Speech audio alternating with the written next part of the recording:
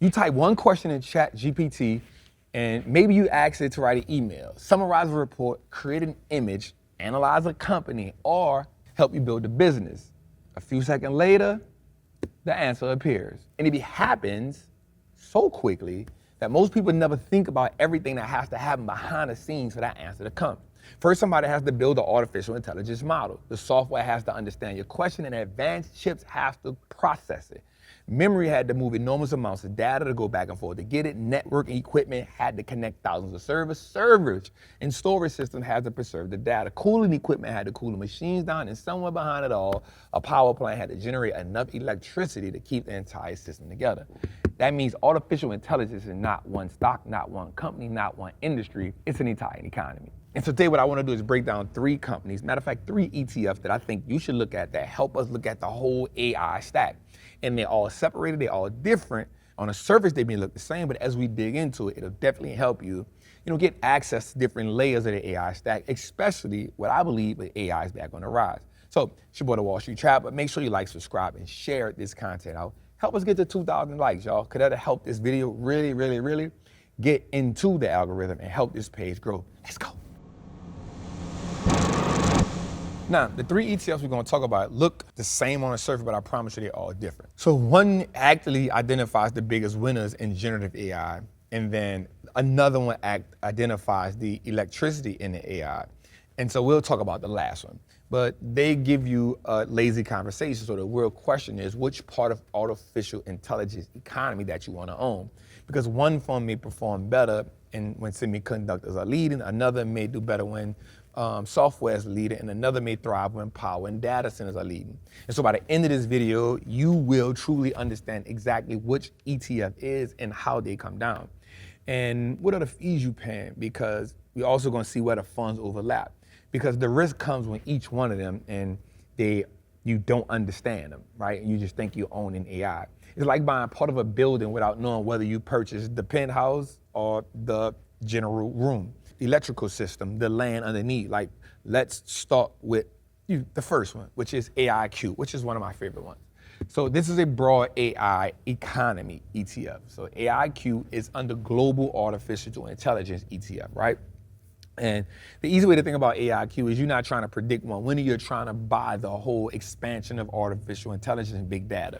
And so the fund tracks the big data centers who make the rules, right? And so I think as of August of this year, which is early this year, they had like $9.7 billion under management with an expense ratio of 0.68, which means for every $10,000 you invest, you only pay $60 and $68 in fees, and you'll make that up inside of the fund. Now, it's common when more specialized thematic ETFs. Now, here's what makes AIQ good. They not just Nvidia, it's not just semiconductor, it's not just software. AIQ owns every business involved in the AI cloud computing, the data analytics, the cybersecurity, the internet platforms, the semiconductors, the enterprise software, consumer applications, and the hardware required to process large amounts of data. That makes it the broadest AI interpretation of the 3 funds. And so they have large positions in Microsoft, Amazon, Oracle, Alphabet, Cisco, and Netflix, right? A lot of the consumer discretionary. And some of you may think that I'm saying, Trap, why does Netflix have to do with artificial intelligence? And that's exactly where understanding the fund matters.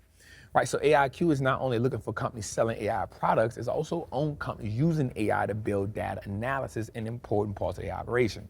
So think about Netflix uses data for, machine learning, for content purposes. Amazon uses for retail. Tesla uses for software, and Cisco provides network and technology required to move information through data centers and enterprise systems. So AIQ's definition of artificial intelligence is they can be strength, but it also can be weakness. So here's the strength. You're not dependent on one single area of AI to win. If the chips go down, but the enterprise software accelerates, AIQ could benefit. Check. If one company loses leadership, but another couple rises, the index rebalance. Check. And if AI growth expands outside of the United States, AIQ has the freedom to own companies in other countries. Check.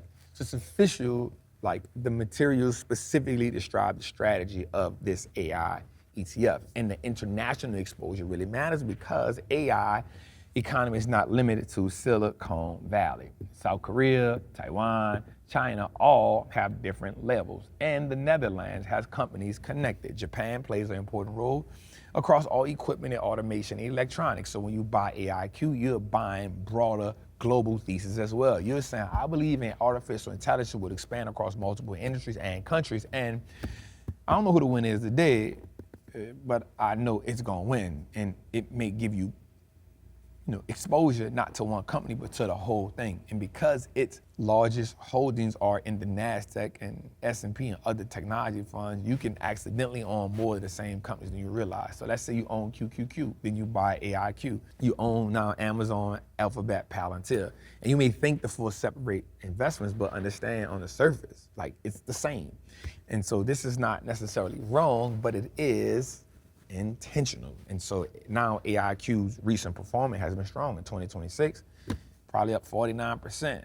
But the fund warns that past performance doesn't equate to future performance. So when investors see 49%, 50%, or 100% returns, they often assume they've discovered an investment that will continue to do the same thing year after year.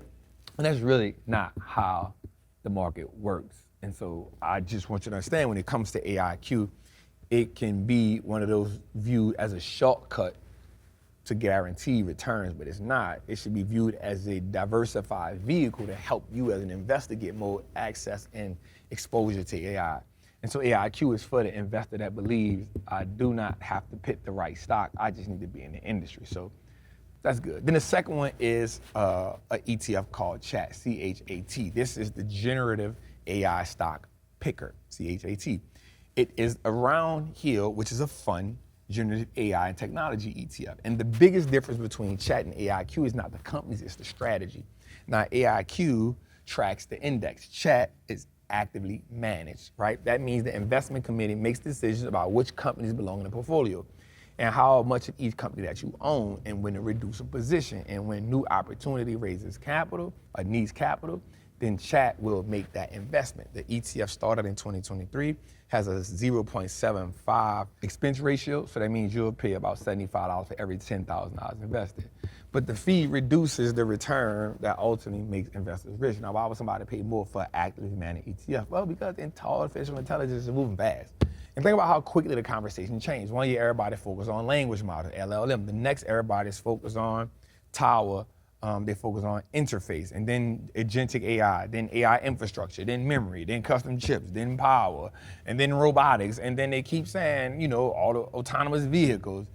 And the leaders in AI change fast. And that argument behind every active management is, can you change with the times? A portfolio manager can respond sooner, and they can increase company where businesses are becoming stronger. They can also reduce exposure when the thesis starts to deteriorate. They can move toward a new part of AI when others aren't. That flexibility can be valuable. But an actively managed ETF also introduces you to new risks. The manager can be wrong. The index does not have an ego.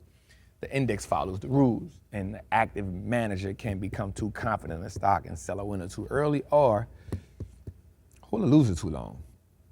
And misunderstand which technology is about to be dominant and which one is about to be dominant. So when you buy CHAT, CHT, you're not only betting on AI, you're betting that the investment committee can get it right.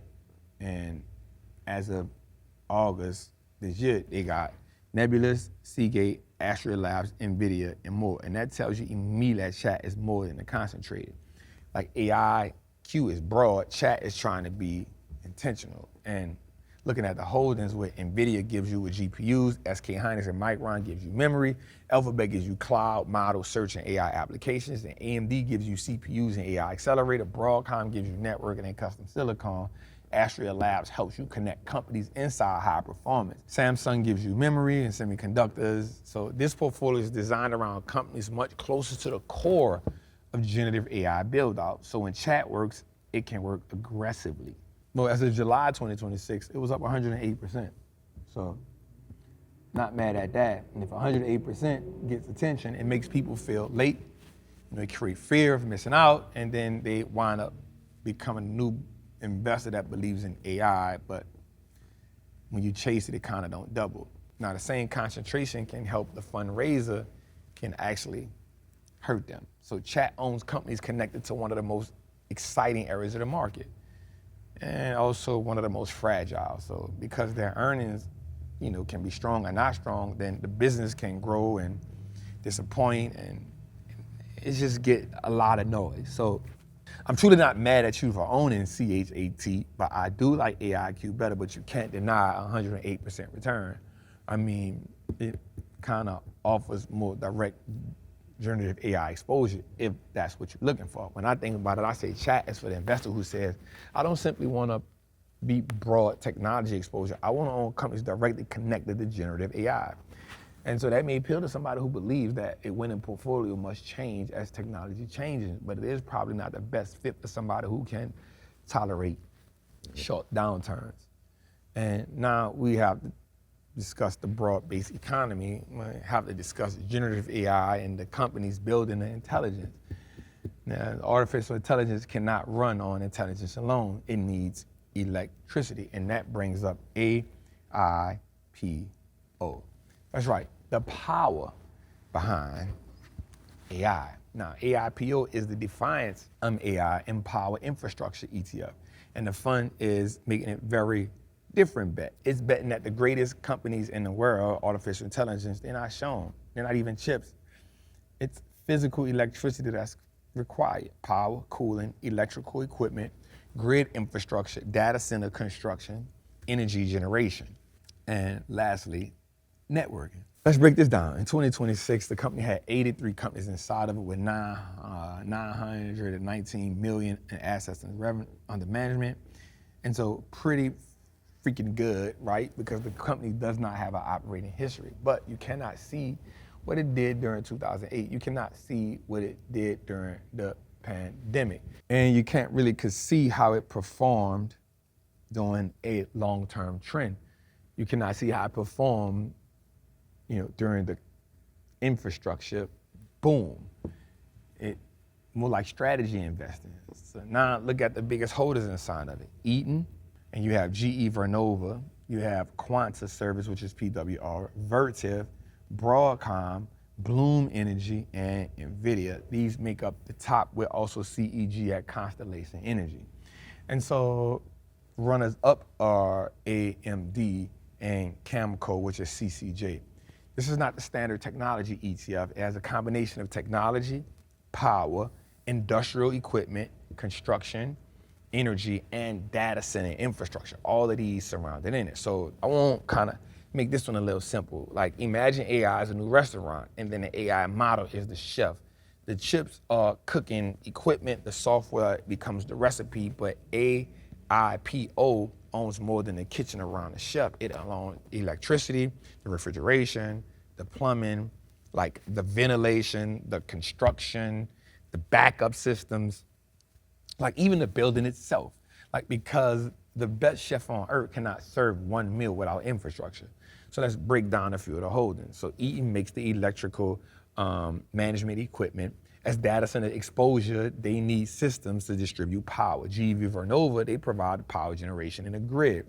Like Quanta Services, they build out and maintain electrical and energy infrastructure. And then you have Vertiv for the cooling and power. And you have Constellation Energy, which gives exposure to nuclear power. Camco, which provides exposure and uranium. And then Bloom Energy, which is fuel cell systems. Nvidia and AMD give the portfolio direct semiconductor exposure. And Broadcom brings up networking and custom chips. So it's not betting on one AI, it's betting that the physical strain of AI that is betting on computing, data center, electricity. And electricity means more equipment. And so this is the chain. And this fund is attempting to own companies that benefit from the chain. Now here's the strength in AIP. You don't need to predict whether Chat, Gemini, Claude, another platform becomes dominant. Regardless of which one wins, the industry still needs what? Power. Regardless of which chip company gains market share, data center still needs what? Cooling. And regardless of which cloud provider becomes number one, the building still needs what? Electrical equipment. And so AIPO lets investors go beneath the software and invest in the physical thing. But there are risks because Wall Street identifies bottlenecks. And investors can rush into companies trying to solve it. And a great business can still become a bad investment if the price becomes too expensive. And second is capital spending. AIPO benefits when the hyperscalers are spending a lot of money. And to me, I think the third risk is none other than interest rates. So large infrastructure can need buying, financing, and the more you finance, that dips into the margin. So that can kind of expose what's going on here. So even though the fund owns 83 companies, the top ones carry the weight. So Eaton, GEV, Vernova, they 9%, Quanta, Verta. So AIPO is for the investor who says, I believe power and physical infrastructure can become the most important bottleneck in artificial intelligence. It's not about the technology fund, it's a picks and shovel fund during a gold rush. And sometimes the companies selling the tools make more consistent money than the companies selling for gold. And so I want you to look at these companies because you don't have to own all three of them. You can say, I want to own either one. You can use AIQ, which is one I like the most, chat, or AIPO. And that depends on one question you're trying to solve. And that question is, how do I get broad exposure to artificial intelligence without choosing one winner? And I think AIQ is the winner, but you can't lose going with the others. So it's your boy, the Wall Street Trapper. I hope this video helped you. And let me know in the chat which one of these companies you think is the best for your portfolio. Let us know, man. Salute.